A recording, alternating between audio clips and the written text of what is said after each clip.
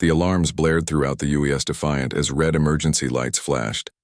Captain John Mason gripped his command chair as the ship shuddered violently around him.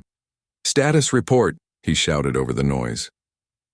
First Officer Lisa Carter fought to stay upright as she checked the main console. "Drive system showing critical failure.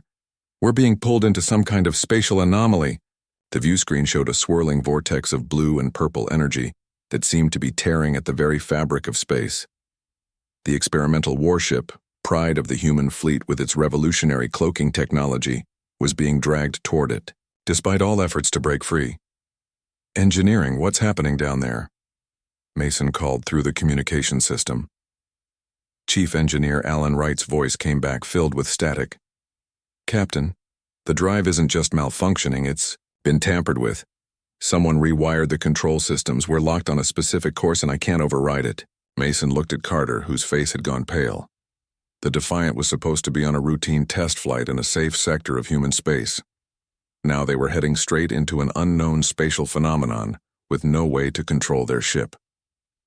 "All hands brace for transit," Mason ordered just before the ship gave one final lurch and plunged into the vortex.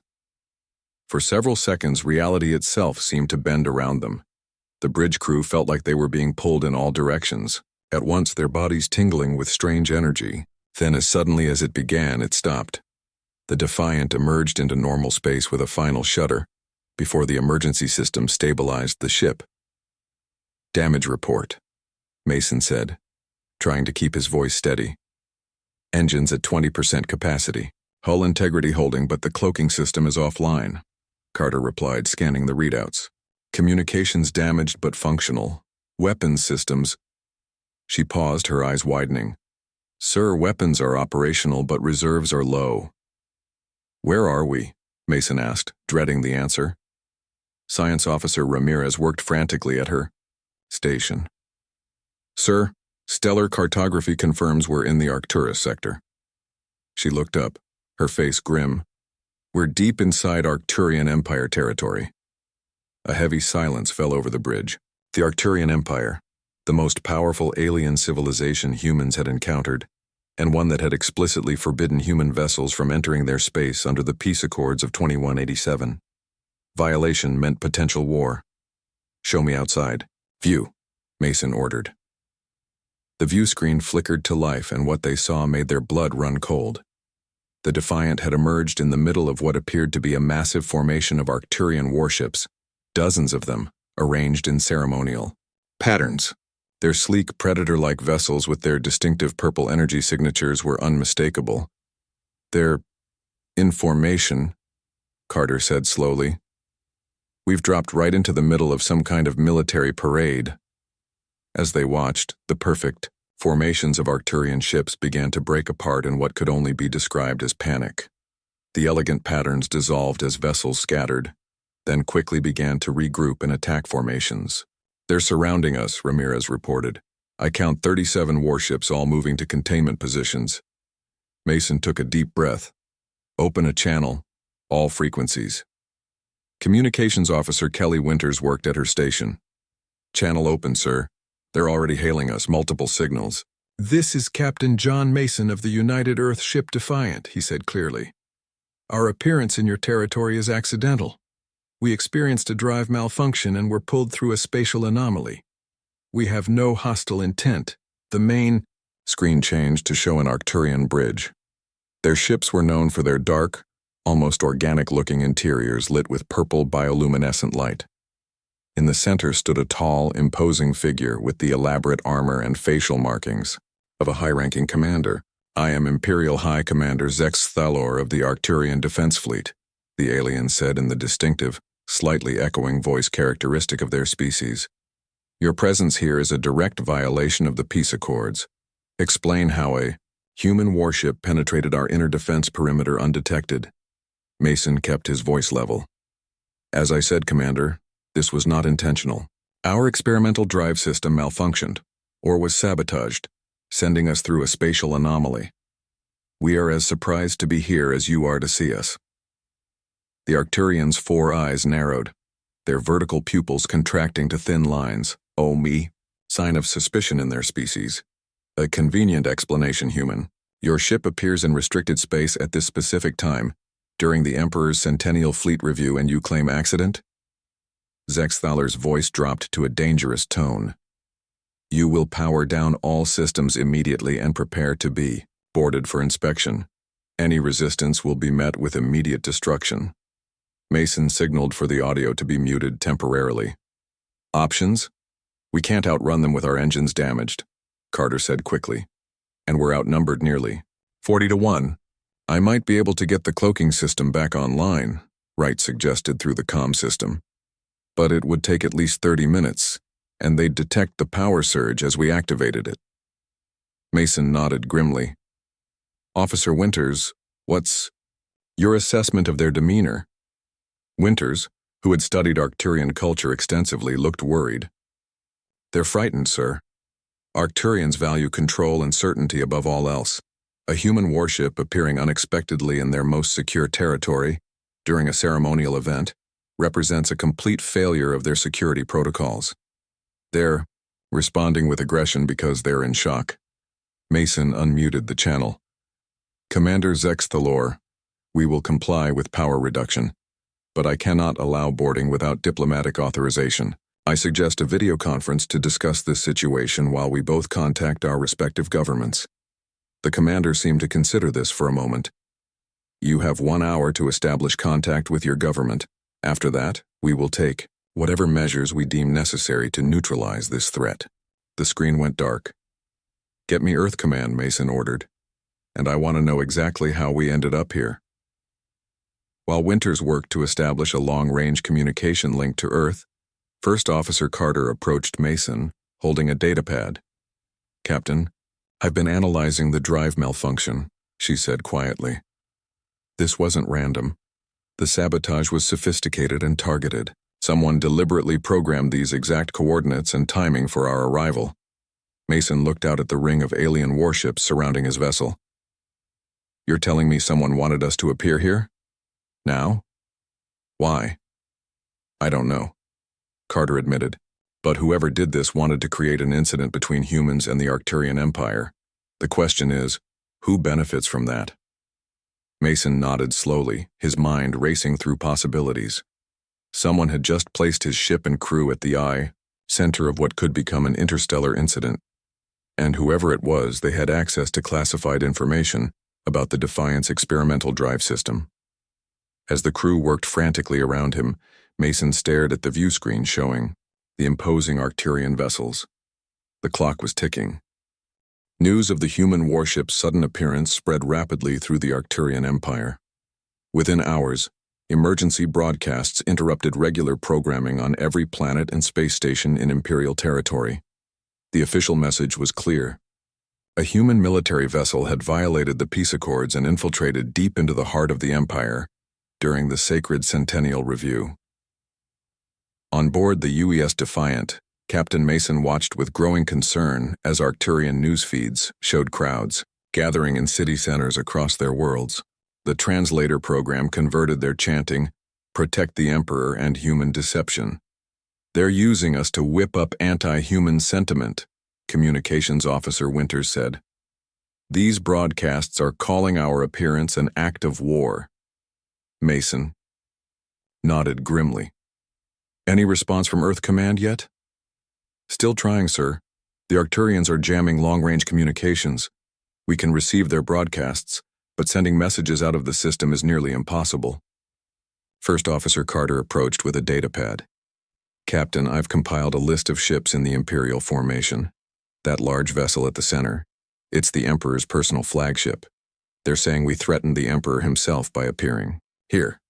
Mason rubbed his forehead. The situation was deteriorating faster than he had anticipated. Right, he called over the comm. How are those repairs coming? Chief Engineer Wright's tired voice came through. Making progress, sir, but I've found something concerning. The sabotage technology. It has Arcturian signatures. Arcturian? Mason asked. Are you saying they brought us here themselves? Not exactly, Wright replied. The tech is Arcturian in origin, but it's been modified. Someone who had access to their technology repurposed it. And Captain, it gets stranger.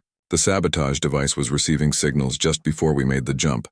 Someone was tracking our arrival. Mason exchanged a troubled look with Carter.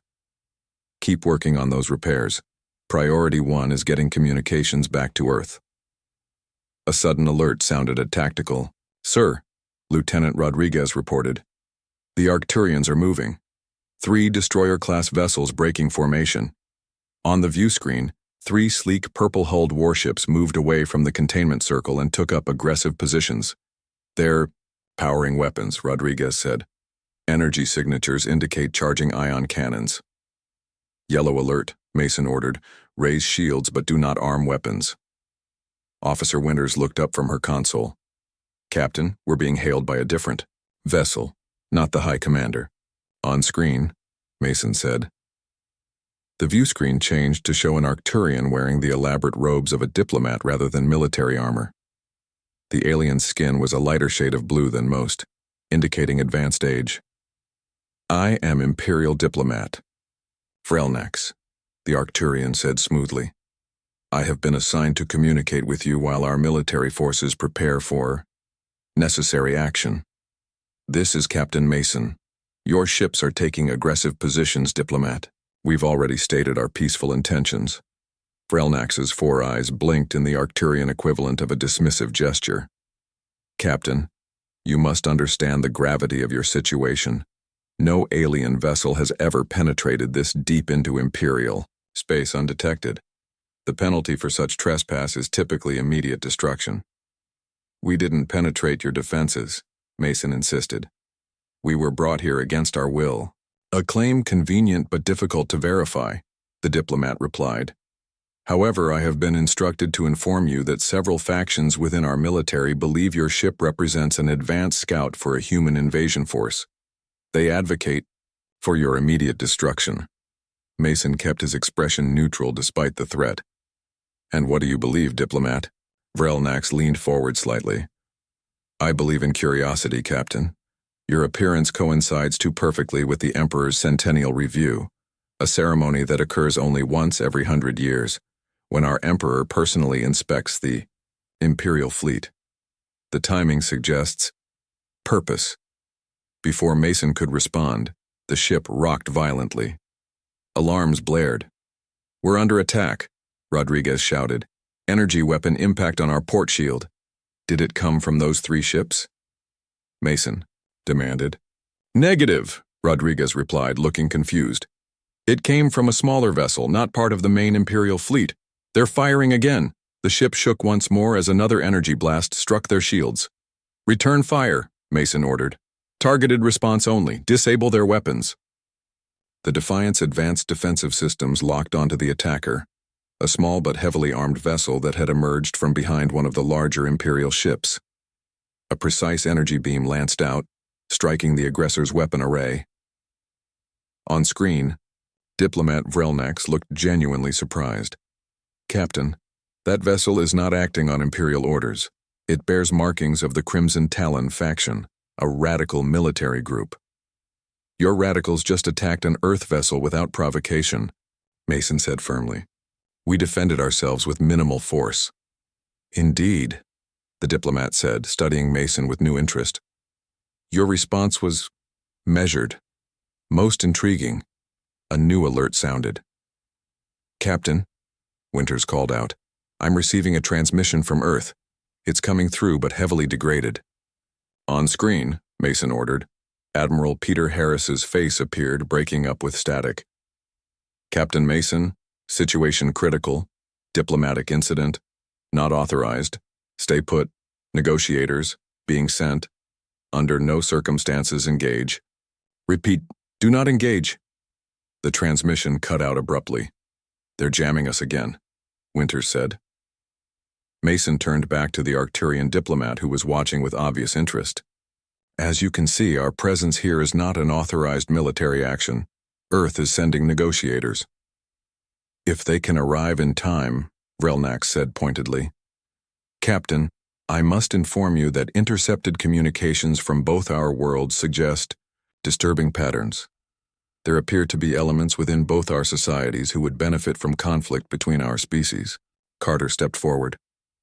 You're suggesting a conspiracy involving both humans and Arcturians? I suggest nothing, the diplomat replied carefully. I merely observed that your ship's technology was apparently sabotaged using Arcturian components, yet you appear genuinely surprised to be here. Curious, is it not? Before Mason could respond, Chief Engineer Wright's voice came through the comm system. Captain, I need you in engineering immediately. You need to see what I've found. Excuse me, diplomat, Mason said. We will continue this discussion shortly. In engineering, Wright stood before a small device removed from the drive system. It pulsed with a faint purple glow characteristic of Arcturian technology. This is what caused our jump, Wright explained. It's definitely Arcturian tech, but look at this manufacturer's mark. He pointed to a tiny symbol etched into the metal. That's the logo of Stellar Dynamics, a human corporation. Mason stared at the device. A human company using Arcturian technology to sabotage a human military vessel? It gets worse, Wright said grimly. I've analyzed the coordinates that were programmed in. We didn't just appear in Arcturian space by chance. We were calculated to arrive at the exact time and place of the Emperor's review. Someone wanted us to be seen as a direct threat to the Arcturian Emperor himself. Mason's communicator beeped. Captain, Carter's voice came through. We're receiving an encrypted transmission. It's using an Imperial Royal frequency, but it's not coming from the command ships. Who is it from? Mason asked. The sender identifies himself as Imperial Prince Kazavethir, Carter replied. He's requesting to speak with you privately. He says it's about a coup. Captain Mason hurried to his private quarters where a secure communication system had been set up. First Officer Carter and Security Chief Grace Martinez were already waiting. Martinez, a former intelligence operative with sharp eyes that missed, nothing, stood with her arms crossed. The signal is encrypted using an Imperial Royal family code, Martinez explained. It's authentic as far as we can tell. Mason nodded. Put it through. The screen flickered to life, revealing a young Arcturian with lighter blue skin and fewer facial markings than most they had seen. He wore ornate but understated clothing with small purple gems that indicated royal status. Captain Mason, I am Prince Kazvethir, third son of Emperor Zaltekmar, the Arcturian said in a hushed voice. I must be brief. Your ship's arrival is being used by Commander Brev Talon and his supporters to stage a coup against my father during the Centennial Review. Mason exchanged glances with his officers. Why are you telling us this, Your Highness? Because Brev Talon plans to blame humans for the assassination of the Emperor, the prince replied urgently. He has allies within your own military-industrial complex. They will use this incident to start a war that will benefit weapons manufacturers on both sides. Martinez stepped forward. Do you have proof of this conspiracy? I am sending you data. Now, the prince said. These are movement orders for ships loyal to Brev Talon. They will use the confusion of your presence to move assassination vessels into position near my father's ship. Information began flowing into the Defiance computer system. Carter quickly verified it was clean of any harmful code before allowing it to download. Why not warn your father directly? Mason asked. The prince's four eyes darted nervously. Brev Talon has placed his people throughout the royal security detail. Any warning through official channels would alert the conspirators. As an outsider, you are the only ones who might help without being compromised. This puts us in an impossible position, Mason said. If we take action, we confirm the Empire's fears about human aggression. If you do nothing, my father dies. Brev Talon takes power and declares war on humanity anyway, the prince countered. I must go. They are checking communications. I've included access codes that will help you track the assassin's ships. The transmission cut off abruptly. Can we trust him? Mason asked Martinez. The security chief frowned. It aligns with what we've already discovered about the sabotage. Someone powerful enough to access classified information about the Defiant wanted us here for a reason. Sir, Carter interjected, Science Officer Cole is reporting unusual energy, readings from several Imperial vessels. He's requesting your presence on the bridge. On the bridge, Benjamin Cole stood hunched over his scanner, a serious man with a methodical approach to problems. He pointed to energy signature analyses on his screen. These readings don't match standard Arcturian weapons, Cole explained. Several ships in the outer formation are emitting energy signatures, consistent with Void Cascade technology. Void Cascade? Mason asked, alarmed. Those planet-killer weapons were banned under the Galactic Conventions. Cole nodded grimly. These smaller vessels here, and here. He pointed to blips on the tactical display. They're carrying weapons that could not only destroy your father's ship, Prince, but half the fleet with it. Everyone turned to see Prince Kaz-Vethir, standing in the doorway flanked by two surprised security officers. How did you get aboard? Mason demanded. Imperial transportation technology, the prince said simply. I couldn't risk further communication. They're monitoring all channels. Now, Martinez immediately drew her weapon. This could be a trap. If I wanted to trap you, I would have brought soldiers, not come alone. The prince replied calmly. Your science officer is correct. Those ships carry Void Cascade weapons. Brev Talon plans to assassinate my father and most of the loyal fleet. Commanders in one strike, then blame it on human aggression. Cole turned back to his console. The energy signatures match the information the prince sent us, and they're moving into a new formation now, surrounding the Emperor's flagship. Mason studied the tactical display. The suspected assassination vessels were indeed maneuvering into a new pattern, using the regular movements of the ceremonial fleet as cover. We need to warn the Emperor, Mason said. Any transmission we send will be intercepted, the prince replied. And even if it reached my father, why would he believe humans who have violated our space? Security Chief Martinez had been studying the prince intently. You're taking an enormous risk coming here. If your people discover you're helping us, you'd be executed for treason. If Brev Talon succeeds, I'm dead anyway, the prince said simply. He'll eliminate all royal heirs. Carter pulled Mason aside. Captain, even if everything he's saying is true, what can we do? We're damaged, outnumbered, and any aggressive move will be seen as confirmation of human hostility. Before Mason could respond, Chief Engineer Wright called up from engineering. Captain, I found something else in the sabotage device. It's been sending out regular pulses on a narrow band frequency. What kind of pulses? Mason asked. It's a countdown, Wright replied, his voice grim. And it's synchronized with the movements of those ships Science Officer Cole identified. Mason turned to the prince. When exactly is your father's ship scheduled? To take the central position in the review? In approximately 43 of your minutes, Kaz-Vethir replied. That's when Brev Talon will strike. Mason made a decision. Right. Can you modify our damaged drive to emit a focused energy pulse that would disable those assassination ships without harming the rest of the fleet? There was a pause before Wright answered. Theoretically, yes. We could tune it to the specific frequency their Void Cascade weapons operate on. But Captain, using our drive that way could destroy the Defiant. The system is already critically damaged. And we'd need to get closer to the Emperor's ship, Cole added. Much closer than we are now, the prince's eyes widened. You would risk your ship and crew to save my father and prevent this war.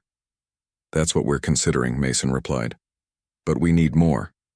Those Imperial command codes you mentioned, could they help us move closer without being fired upon? Yes, the prince said, but using them would reveal my involvement. I would be branded a traitor. Martinez stepped forward. There's another problem, Captain. I've been analyzing communications from Earth. General Susan Powell has finally gotten a clear message through. Earth is explicitly ordering us not to intervene in Imperial politics under any circumstances. They don't understand what's happening here, Carter argued. Or they do, and someone there is part of this conspiracy, Martinez countered. The view screen suddenly lit up with an incoming transmission from Earth. General Powell's stern face appeared, the connection stronger than before. Captain Mason, this is a direct order, she said firmly. You are to stand down and make no aggressive moves whatsoever. Diplomatic teams are en route. Any intervention by the Defiant in Imperial affairs could trigger an interstellar war. I repeat, you are ordered to stand down regardless of what you may have discovered. That is a direct order. The transmission ended. The bridge fell silent. Mason looked around at his crew, then at the tactical display showing the assassination ships moving steadily into position. Right, start modifying the drive. Cole, work with him to calibrate the pulse. Carter, prepare. A data package with all our evidence about the conspiracy. Captain, Martinez said quietly, you're considering disobeying a direct order from Earth Command. Mason nodded slowly. Sometimes the right thing and the safe thing aren't the same. Chief Prince, we'll need those command codes. Let's move the Defiant into position. Time was running out. In engineering, Chief Engineer Wright and his team worked frantically to modify the damaged drive system. Science Officer Cole had joined them, his fingers flying over calculation screens as they tried to tune the energy pulse to the right frequency. If we get this wrong, we could make the Void Cascade weapons detonate prematurely, Cole warned, wiping sweat from his forehead. Wright nodded grimly. And if we push our drive too hard, we'll tear the Defiant apart from the inside. On the bridge, Captain Mason studied the tactical display where the suspected assassination vessels continued their careful movements through the ceremonial fleet. They were using the regular patterns of the review to disguise their approach to the Emperor's flagship. The Imperial codes are working, First Officer Carter reported. The Arcturian fleet is accepting our movement as authorized. Using the command codes provided by Prince Kazavethir, the Defiant was slowly changing position, moving closer to the center of the formation where they could deploy the energy pulse most effectively. So far, the ruse was working. The Arcturian ships weren't challenging their movement. How much time until the Emperor's ship takes the central position? Mason asked. 22 minutes, the prince replied. He stood near the tactical station, looking both regal and deeply worried. Brevtalin will strike the moment my father's ship completes its ceremonial pass. Security Chief Martinez approached Mason quietly. Captain, I've been analyzing the communications we intercepted. The human connection to this conspiracy goes deep. Look at this. She handed him a data pad showing intercepted communications between an executive at Stellar Dynamics, the Human Weapons Corporation whose logo was on the sabotage device, and several high-ranking Earth military officials. General Powell is one of them, Mason said, his voice tight with anger. That's why she ordered us to stand down. She's part of this. Martinez nodded. Stellar Dynamics has been developing weapons specifically designed to combat Arcturian technology. They need a war to make trillions in profits. Lieutenant Frank Rodriguez at the weapons station turned to face Mason. Sir, we have another problem. If we need to disable those assassination vessels and something goes wrong with the energy pulse, we'd need to target them directly. But I don't have enough functional weapons to hit all targets simultaneously. How many can you hit? Mason asked. Maybe 3 of the 7 we've identified, Rodriguez replied. And firing on any Imperial vessel, even those involved in the conspiracy, would reveal human military capabilities we've kept secret. Mason turned to Communications Officer Winters. Any further transmissions from Earth? No, sir, she replied. But there's heavy communication between the suspected conspiracy ships. They know something's happening. They're accelerating their timetable. Carter checked the tactical display again. The assassination ships are moving into final position. They'll be ready to strike in less than 15 minutes, well before the scheduled time. The ship's communicator beeped. Bridge, this is right. We've modified the drive to emit the pulse, but there's a serious problem. The targeting system is too damaged to focus the pulse narrowly. If we fire it, we'll hit everything in range, including loyal Imperial ships. Mason exchanged looks with Carter. How close would we need to be to focus it just on the assassination vessels? Dangerously close, Wright replied. We'd need to be within 1 kilometer of the nearest target. That's inside their defensive perimeter, Rodriguez said. They'd fire on us immediately. Prince Kazavethir stepped forward. I have a suggestion. The Imperial flagship has a dampening field that protects against energy attacks. If you position your ship directly between the assassins and my father's vessel, you could fire the pulse toward the assassins while the flagship remains protected. But that would place us directly in the line of fire, Carter pointed out. Yes, the prince acknowledged. It would. Mason considered the options. The Defiant was already damaged. Placing it between the assassins and their target might save the Emperor, but it would likely mean sacrificing his own ship and crew. "Sir," Martinez interrupted, "we're receiving another transmission from Earth. General Powell again." "On screen," Mason ordered.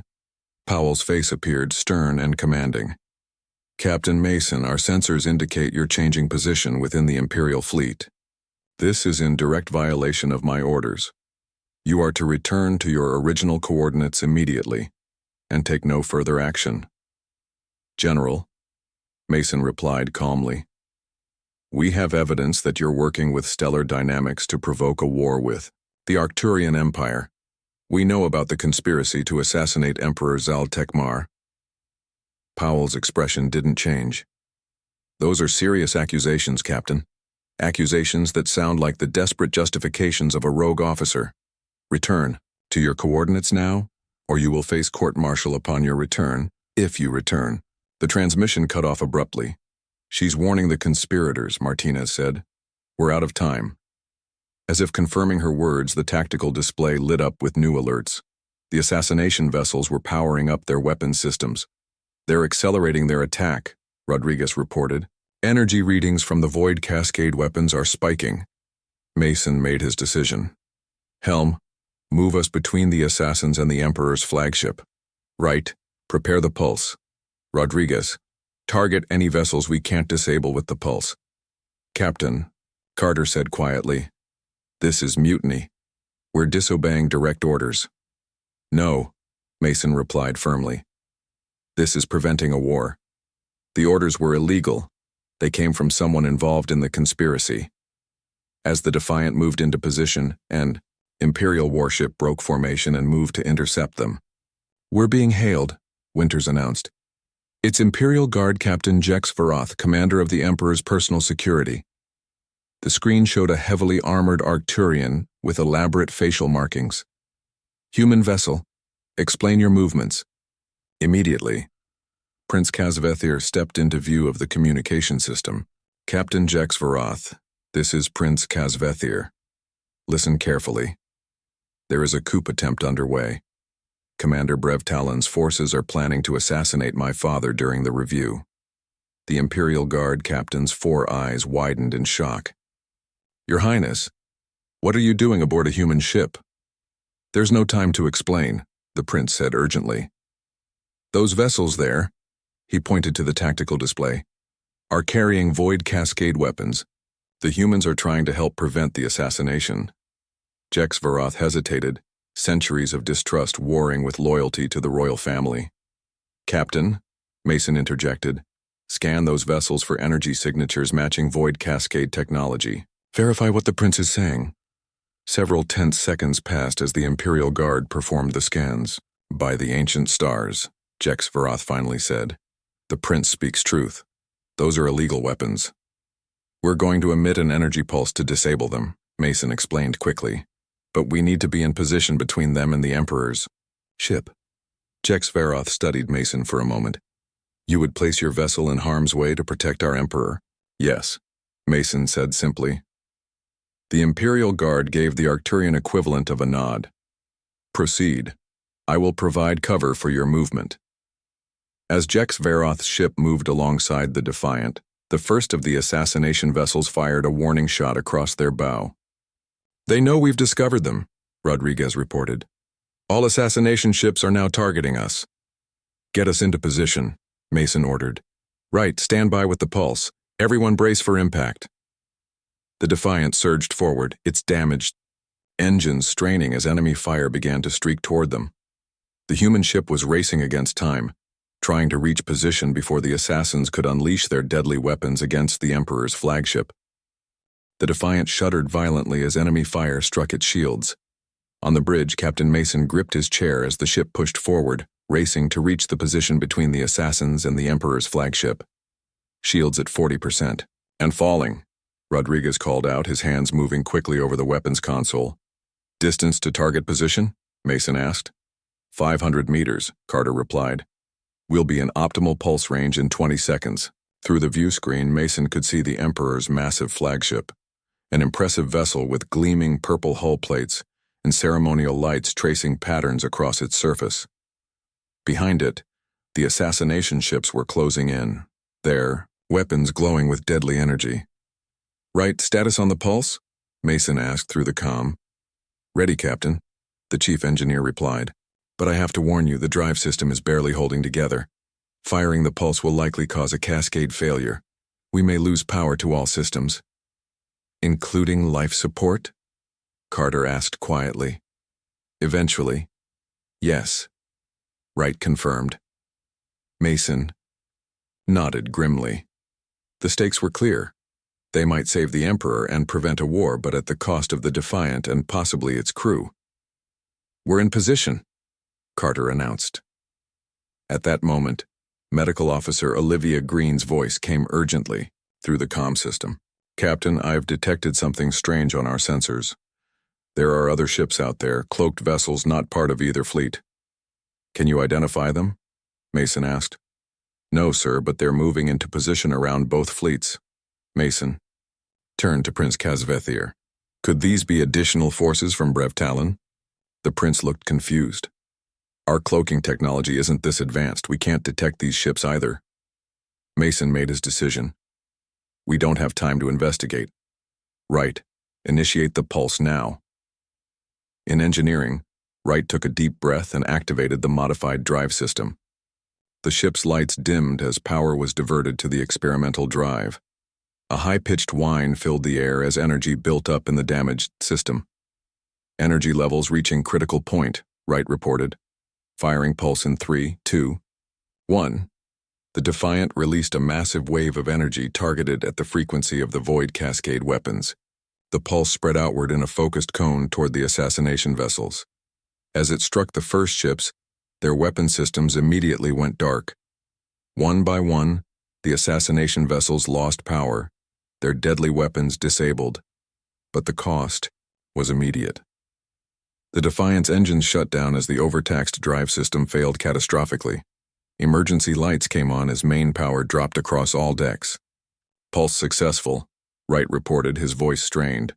"All targeted vessels appear disabled, but our drive system is completely burned out." Rodriguez checked his readings. "Sir, the pulse had an unexpected side effect. It's revealing ships. Cloaked ships all around us." On the view screen, strange vessels began to appear, unlike anything they had seen before. They weren't Arcturian or human in design, with sleek silver hulls that seemed to absorb light rather than reflect it. "There are dozens of them," Carter said in awe. "They've been watching this whole time." Before Mason could respond, the ship was rocked by another impact, not from the assassination vessels, but from one of the Imperial fleet's destroyers that hadn't recognized what was happening. "Our shields are failing," Rodriguez reported. "We can't take another hit like that." Communications Officer Winters looked up suddenly. "Captain, we're being hailed by the Emperor's flagship." "On screen," Mason ordered. The view screen changed to show an elderly Arcturian with elaborate facial markings and regal attire. 4 Imperial guards stood at attention behind him. This could only be Emperor Zaltekmar himself. "This is Emperor Zaltekmar of the Arcturian Empire," the ruler said, his voice deep and resonant. "Human vessel, identify yourself and explain your actions immediately." Mason stood straight despite the chaos around him. "Emperor Zaltekmar, I am Captain John Mason of the United Earthship Defiant. We have evidence that Commander Brevtalon was planning to assassinate you during the Centennial Review, using illegal Void Cascade weapons. We acted to disable those weapons." The Emperor's eyes narrowed. "Serious accusations, human captain. Where is your proof?" "We're transmitting all evidence now," Mason replied as Carter sent the data package they had prepared. "Additionally, your son Prince Kazavethir is aboard our vessel and can confirm everything." The prince stepped forward into view of the communication system. "Father, it is true. Brevtalon planned to destroy your ship, blame humans, and take control of the Empire. The humans risked their lives to prevent it." Imperial Guard Captain Jexvaroth's face appeared on a split screen. "Your Majesty, I have confirmed the presence of Void Cascade weapons on the disabled vessels, and we are detecting more conspirators trying to flee the formation." The Emperor was silent for a moment, processing this information. "Captain Jexvaroth, Secure those vessels and arrest Commander Brevtalon immediately. Already underway, Your Majesty. The Emperor turned his attention back to Mason. It seems we owe you a debt, Captain. But this still does not explain how your warship appeared in our space or these mysterious vessels that now surround us all. As if in response to his words, one of the silver ships moved closer to the Defiant. A new signal came through their communication system. We are receiving a transmission from the unknown vessel, Winters reported, her eyes wide with surprise.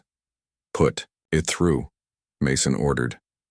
A strange musical voice filled the bridge. We are the Proxima Collective. We have been observing both your civilizations for some time. The conspiracy you have uncovered was our test, to see if you could overcome your differences when manipulated toward conflict. Mason and the Emperor exchanged shocked looks through their respective screens. You engineered this crisis? The Emperor demanded. We provided certain technologies to specific individuals, the voice replied. The choices made were their own. We needed to understand if your species could resist the path to war when guided toward it by your own kind. Medical Officer Green had made her way to the bridge and was studying readings from the alien vessels. Captain, these ships are unlike anything we've encountered. Their technology is centuries beyond ours. The voice continued. Your species have been living in an uneasy peace based on fear and distrust. We needed to know if genuine cooperation was possible before extending an invitation. An invitation to what? Mason asked. To join the greater galactic community, the voice replied. There are threats in this galaxy that neither of your civilizations can face alone. Today you have demonstrated the potential for something more than mere coexistence. The Emperor spoke again, his tone measured. Captain Mason, it seems we have both been pawns in a larger game. But your actions, despite the risks, speak to your character and that of humanity. Mason nodded respectfully. Your Majesty, I believe both our peoples have much to learn from this incident. Indeed, the Emperor agreed. Captain Jex Veroth, arrange for the human vessel to be escorted safely back to their territory once repairs are complete, and prepare quarters for my son's return. He paused, then added, Captain Mason, the Arcturian Empire names you and your crew warriors of honor, our highest designation for those not born of our worlds. As the transmission ended, Mason looked around at his exhausted crew. The Defiant was severely damaged, but they had succeeded against impossible odds. They had prevented a war and possibly opened the door to a new era of cooperation, not just between humans and Arcturians, but with a greater galactic community none of them had known existed. First Officer Carter approached Mason with a small smile. Not bad for an accidental diplomatic mission, Captain. Mason returned the smile. Sometimes the most important journeys are the ones we never planned to take. As the Defiant drifted, surrounded by the Imperial Honor Guard ships now protecting them, the mysterious vessels of the Proxima Collective began to withdraw, fading back into the darkness of space, watching, waiting to see what would come next from these surprising species who had passed their unexpected test.